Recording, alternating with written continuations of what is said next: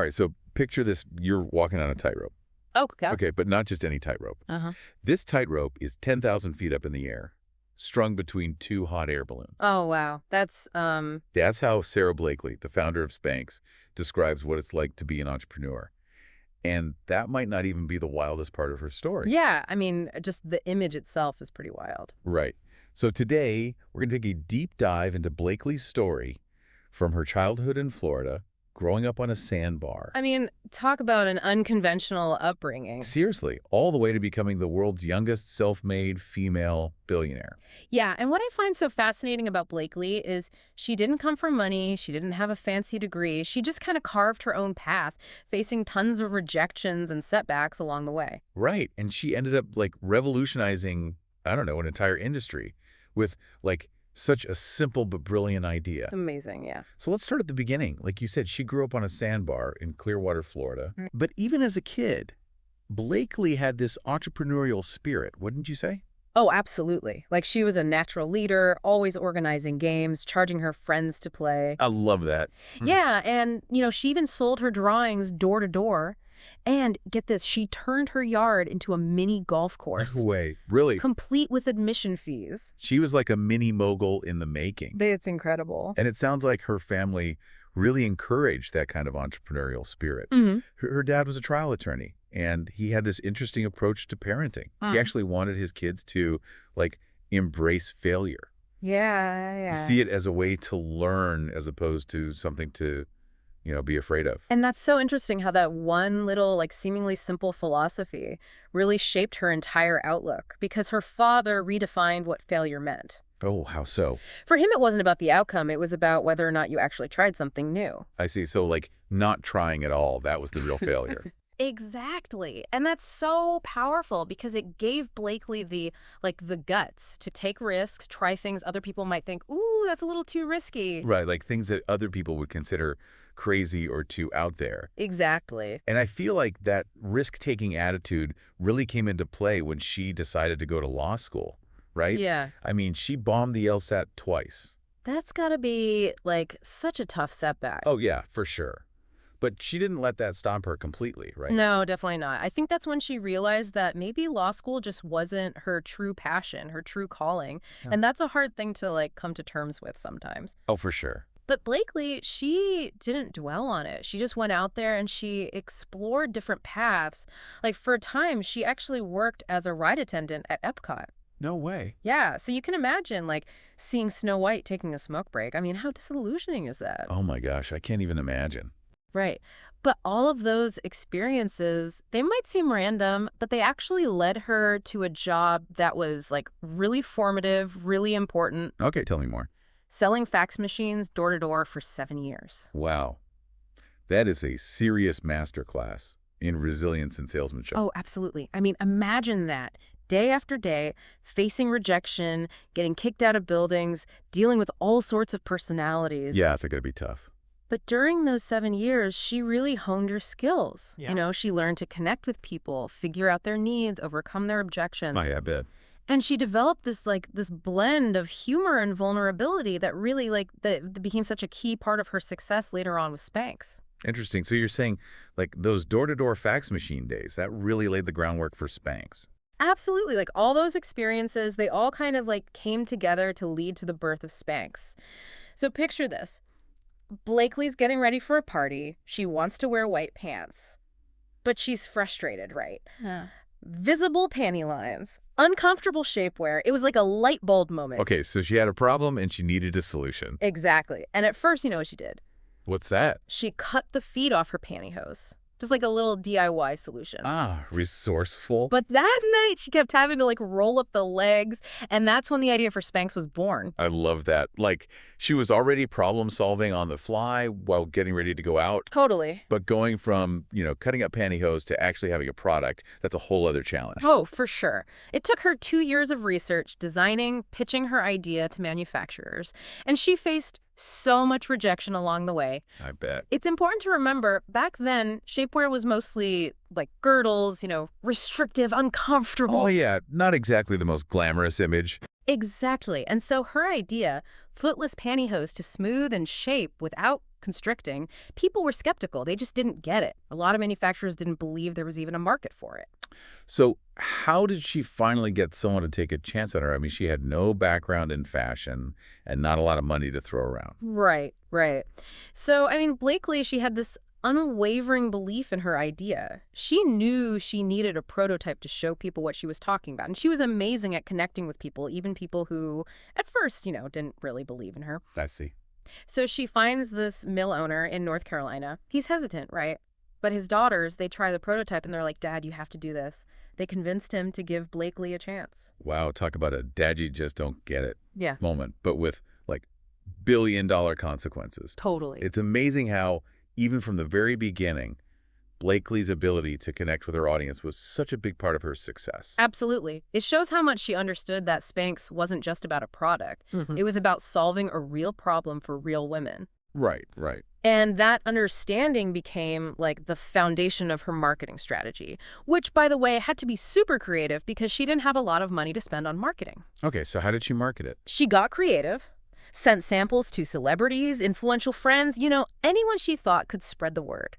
And one of her boldest moves, she hand-delivered Spanx to Oprah Winfrey's stylist. She was really going for it, hoping to get Spanx featured on Oprah's show. Oh, yeah. And we all know what happened when Oprah put Spanx on her favorite things. Sales exploded. It was huge. Spanx went from a small startup to, like, a national sensation. Almost overnight. Pretty much. Yeah. And Blakely didn't stop there. She saw another opportunity, and it was a little unconventional: QVC. QVC. Now, that was a risky move, wasn't it? It was, because back then, QVC wasn't really known for, like, high-end fashion. Yeah, some people thought it would cheapen the brand.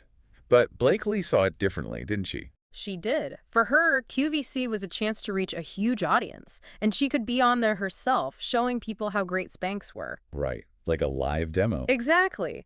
Again, she went against conventional wisdom, and her instincts were spot on. Her first QVC appearance, it was a massive success. They sold thousands of pairs of Spanx. That's incredible. So she defied expectations, took what some people saw as a weakness, and turned it into a strength. She really had a knack for understanding what women wanted. Yeah, and it's like she was rewriting the rules of the fashion industry, one footless pantyhose at a time. Totally. And it wasn't just about the marketing. Blakely also started to challenge the traditional norms of the hosiery industry itself. Oh, yeah. Remember what she noticed when she was visiting those hosiery mills? You mean how all the research and development teams were made up of men? Yep. In an industry that's, mostly for women. It's kind of crazy when you think about it. It's like, why has no one noticed this before? Right. And for Blakely, it was a real eye-opener. It made her realize that maybe the reason why regular pantyhose were so uncomfortable was because they were designed by people who had never actually worn them. Wow. That is mind-blowing. She was really shaking things up, pointing out how ridiculous it was to test hosiery on mannequins instead of actual women. It was such a simple observation, but it was really powerful. And that practicality, that focus on solving real problems, extended to her approach to product development, too. Oh, yeah. It wasn't about chasing trends. It was about making things that actually worked for women. Yeah. And Spanx, it didn't stay just footless pantyhose. Right. Pretty quickly, they expanded into a whole range of shapewear, bras, even clothing. Right, a whole empire. Yeah, but then the recession hit in 2008. Yeah. Even Blakely, with all her, her magic touch, she couldn't totally escape the effects of the downturn. It was a tough time for a lot of businesses. At first, Spanx actually saw a bump in sales. People were looking for little affordable indulgences. Oh, interesting. But eventually, the revenue took a hit. I bet. Yeah, and it presented Blakely with a whole new set of challenges to navigate.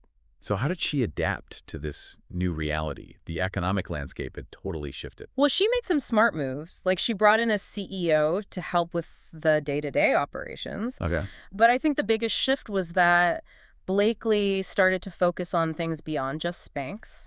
Oh, like what? She launched the Sara Blakely Foundation, which is all about empowering women through education and entrepreneurship. It's really inspiring to see her using her success to lift other people up, Yeah. Like she's paying forward the support that she received along the way. Absolutely. It's amazing. Yeah, it really is. It's really cool how, her journey always seems to connect these personal challenges with her business ventures. Almost like by overcoming those personal fears, it fuels her drive as an entrepreneur. I see that, yeah. It's like she's proving, maybe to herself, maybe to all of us, Mm-hmm. that we can achieve anything if we're willing to, face our fears, step outside that comfort zone. But let's get back to Spanx for a second. Okay. We talked about how she challenged, like, the whole traditional way of thinking about the hosiery industry.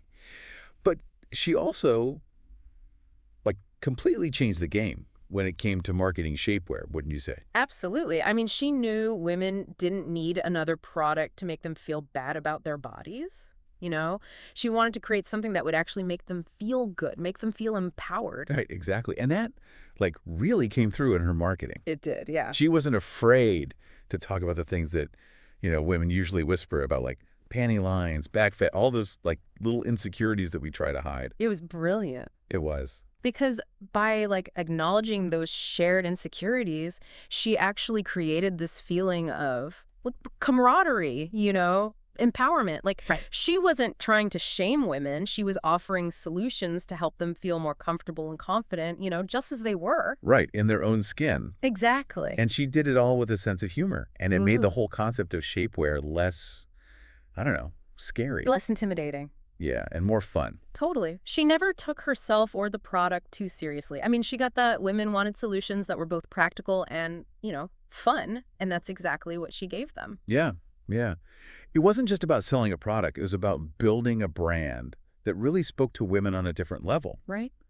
Think about her packaging. The red, the fun fonts, the slogans, all that. It was so different from how shapewear was usually marketed. Yeah. Oh, it was such a breath of fresh air. She brought a sense of like joy and freedom to a category that had always been associated with like, constraint and feeling insecure. She understood branding, like she was creating an emotional connection with her customers. Totally. And that connection went beyond the marketing, too. Blakely was also a pioneer when it came to, using her platform to do good.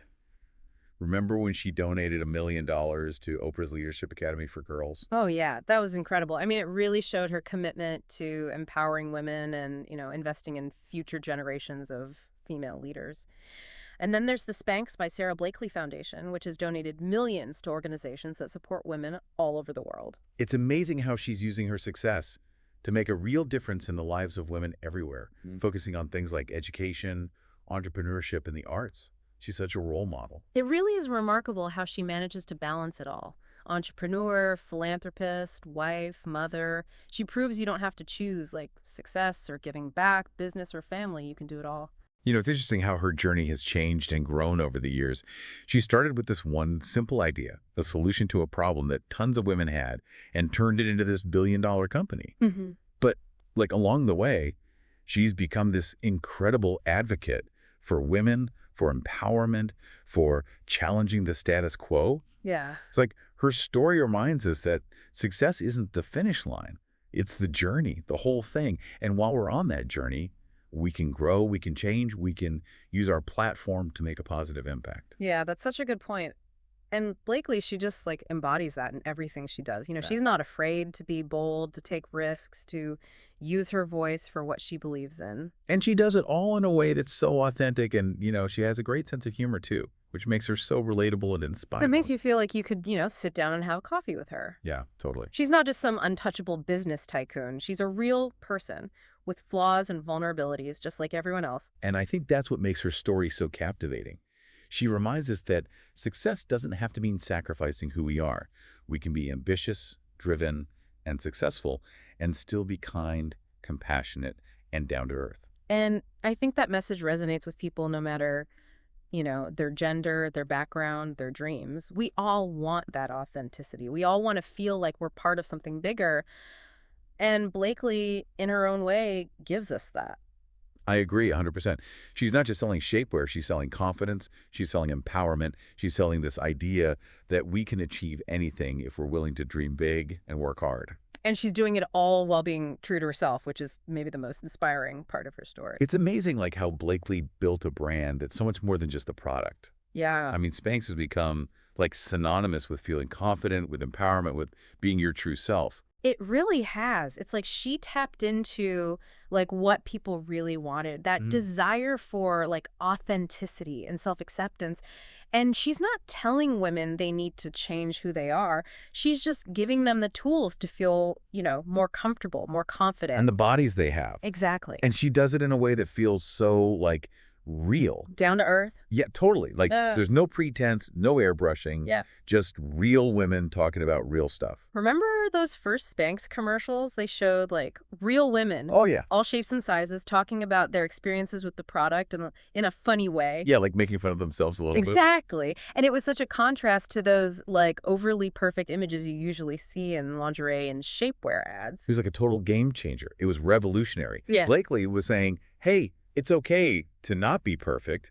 You can have flaws, and it's okay to laugh about it. And women really responded to that. They did. I mean, very few brands had ever spoken to women like that before. Yeah. And it all comes back to like how well she understands her audience. She wasn't trying to sell this like impossible ideal of what it means to be feminine. She was celebrating, what it actually means to be a woman with all the like the imperfections, the complexities. Yeah, and that's what's so inspiring about her story. Yeah. Right? Yeah. Blakely shows us that we can be successful without having to, pretend to be someone we're not. Yeah. We can be ambitious, successful, and still be our true selves. It's such an important message, especially for women. We're always getting these mixed messages about like what it means to be successful and feminine. And Blakely's showing us that we can define success on our own terms. Yeah. That it's okay to be like strong and vulnerable at the same time, ambitious and caring. You don't have to pick just one. It's inspiring. Mm. So as we're wrapping up our deep dive into Sara Blakely's world, I'm just feeling, I don't know, kind of amazed by it all. Yeah. Her story just shows the power of creativity and resilience and not being afraid to challenge the status quo. Right. And it leaves us with this really interesting question to think about. What's that? What's your own unconventional path? Like, what problems are you passionate about solving? What are those dreams you're holding back from going after? Maybe it's time to channel your inner Sara Blakely and see where it takes you. I love that. That's a great note to end on.